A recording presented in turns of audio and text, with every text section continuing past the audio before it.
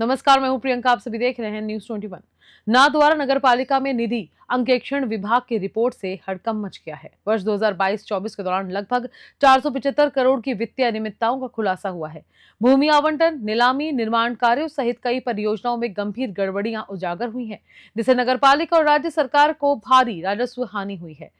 Press conference कर ये खुलासा कांग्रेस की पूर्व महिला पार्षद उज्जवल लावटी के पति पीयूष लावटी ने किया। उन्होंने बताया कि उनके प्रयास से ऑडिट रिपोर्ट में ये घोटाला सामने आया है।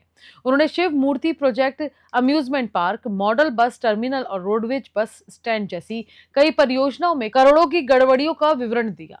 ऑडिट रिपोर्ट में यह भी कहा गया है कि स्विस चैलेंज पद्धति, सार्वजनिक निजी भागीदारी के नियमों और वित्तीय औचित्य की खुलकर अनदेखी की गई। रिपोर्ट में तत्कालीन अधिकारियों पर अनुशासनात्मक कार्रवाई की सिफारिश की गई है। वहीं वर्तमान आयुक्त सौरभ कुमार जिंदल ने इस ऑडिट को रूटीन प्रक्रिया बताया और भूमि अलॉटमेंट का जिम्मा राज्य सरकार पर डाल दिया।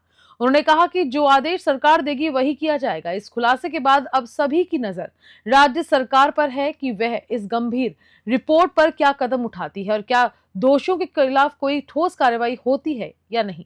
नाथद्वारा से ब्यूरो रिपोर्ट। जो 40 दिन की ऑडिट चली है इसमें लगभग जो है 40 से 45 पैरे भी बने हैं।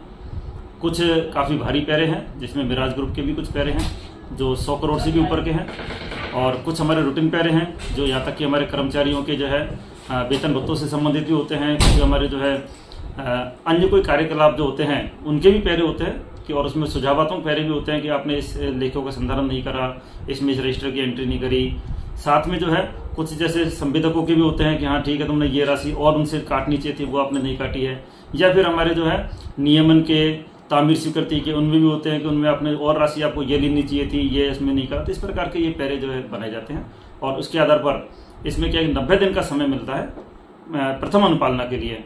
तो हमारे द्वारा जो है प्रथम अनुपालना कोशिश की जाती है कि 90 दिन से पहले ही उनको दी जाए। तो उसके लिए जो भी संबंधित जिम्मेदार उसमें ठहराए जाते हैं, इन सबको हमारे यहाँ से एक सूचना पत्र, नोटिस जारी किया जाता है, उनसे फिर जवाब लिया जाता है। उन जवाब का हमारे स्तर पर जो है वो परख करके, उनकी जांच करके और उनके साथ में एनेक्जर लगा करके और फिर ऑडिट को इसकी प्रथम अनुपालना भेजी जाती है। प्रथम अनुपालना भेजने के बाद में ऑडिट इसको जो परख करती है। कुछ उनको लगता है कि हाँ ये सब तथ्य सही दिए हैं, तो उनको प्रथम अनुपालना देते ही वो निरस्त कर देते हैं। और कहीं उनको लगता है कि नहीं इसमें और दस्तावेजों की आवश्यकता है या फिर पूरी तरह से गलत है, तो उनको फिर आगे जो है उनको भेजा जाता है, सरकार को भेजा जाता है। विवादों में रही मिराज की ये जो भूमि है 25 बीघा, इसको लेकर भी कोई 70-80 करोड़ रुपए निकले थे, जिसमें जानकारी अनुसार जमीन उन्होंने पैसा 80 करोड़ रुपए जमा नहीं कराया समय अवधि में, और उसके बावजूद भी निरस्त का कोई प्रावधान था, जमीन निरस्त हो जाएगी जब पैसे जमा नहीं होंगे। उसके बावजूद 30 करोड़ रुपए पालिका ने जमा कर लिए हैं, वो किस खाते में जमा हुए? इसमें क्या है कि जो है 1 साल के बाद में जो निरस्त और जो है अलॉटमेंट, दोनों का ही जो प्रावधान है वो राज्य सरकार पर है, नगर पालिका पर नहीं है। क्योंकि अलॉटमेंट जो करता है निरस्ती वही करते हैं। अलॉटमेंट चूंकि जो है गवर्नमेंट स्तर पर हुआ है, तो निरस्ती का काम भी उनका है।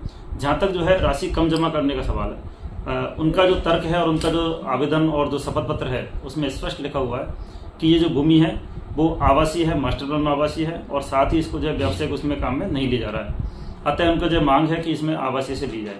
साथ ही जो है उन्होंने एक स्टाम्प भी दिया है और उसमें बताया है कि यदि जो है राज्य सरकार से राशि कम नहीं होती है तो वो जो बची हुई राशि है उसको वो ब्याज से जमा कराने के लिए पाबंद रहेंगे। जहां तक उनको लीज डीड तैयार करने का या फिर कोई पट्टा देने की बात है, अभी तक किसी प्रकार का कोई भी जो है नगर पालिका से कोई न तो लीज डीड दी गई है, न उनको कोई सर्टिफिकेट दिया गया है, न ही कोई पट्टा उनको जारी किया गया है। संस्था का कहना है आवासीय काम हो रहा है, जबकि मौके पर कॉमर्शियल काम हो रहा है, एम्यूजमेंट। ये सब जो है राज्य सरकार के स्तर पर इसकी जांच की जाएगी। राज्य सरकार जैसा करेगी उसी प्रकार से आगे करेगी। तो नगर पालिका द्वारा कोई मौका रिपोर्ट बनाई गई है क्या? नगर पालिका से जब भी हमने जो है राज्य सरकार को मार्गदर्शन के लिए मांगा है, लेटर लिखा हुआ है, वहां से जैसा भी आदेश आएगा उस प्रकार से अग्रिम कार्रवाई इसमें की जाएगी। तो जब तक पैसा जमा नहीं होगा तब तक वो जमीन का उपयोग करते रहेंगे? जब तक के लिए अभी तक राज्य सरकार से जब तक कोई आगे अग्रिम निर्देश नहीं आते तब तक नगर पालिका अपने स्तर पर कोई भी कार्रवाई नहीं कर सकती है। गबन के संदर्भ में रखी है, जिसमें नाथद्वारा की जनता का गला घोटा गया।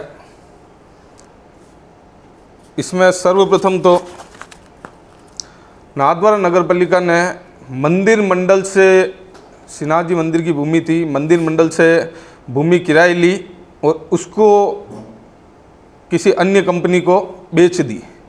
पट्टा विलय कर एकमात्र स्वामित्व बना दिया उनको, जबकि नाथद्वारा नगर पालिका तो खुद किराएदार थी। तो उसमें जो भी अधिकारी भ्रष्टाचार में लिप्त है उन सब की जानकारी मेरे पास है, जिसमें करीब 21 करोड़ रुपए का राजस्व की हानि हुई है नगर पालिका को। दूसरा बिंदु,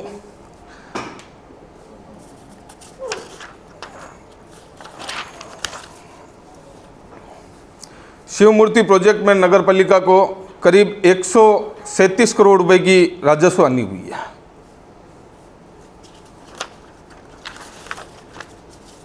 तीसरा बिंदु है, तत्पदम उपवन प्राइवेट लिमिटेड को एम्यूजमेंट पार्क हेतु अतिरिक्त 25 बीघा भूमि आवंटन में करीब 232 करोड़ रुपए की राजस्व की हानि।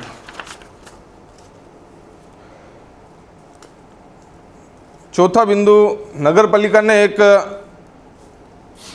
भूमि नीलाम की, जो एक तरह से आपस में मिलीभगत करके नीलाम की। 120 फीट रोड पे करीब 1500 रुपये स्क्वायर फीट में जमीन नीलाम कर दी, उससे करीब 21 करोड़ रुपए की राजस्व की हानि हुई है।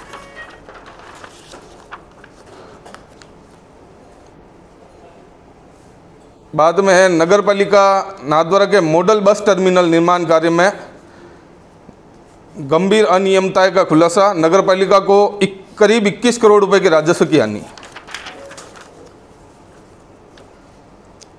नगर पालिका नाथद्वारा को आइकॉनिक गेट के निर्माण में करीब 17 करोड़ रुपए की राजस्व की हानि। ये है साहब, ये टोटल करीब 500 करोड़ रुपए की राजस्व की हानि बन रही है। अब इसमें आप को अगर कुछ सवाल पूछने हैं तो पूछ सकते हैं।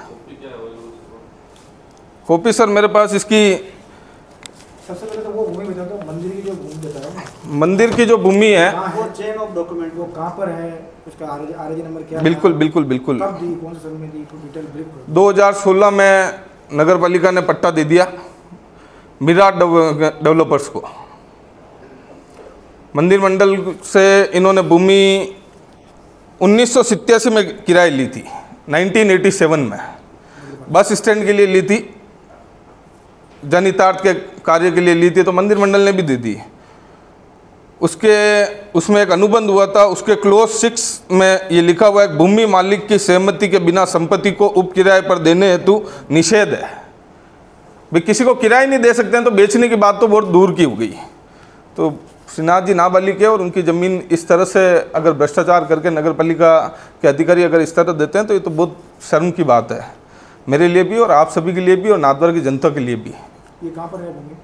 ये लालबाग, जहाँ पे अभी जियो मार्ट बना हुआ है, रिलायंस स्मार्ट पॉइंट, वो है।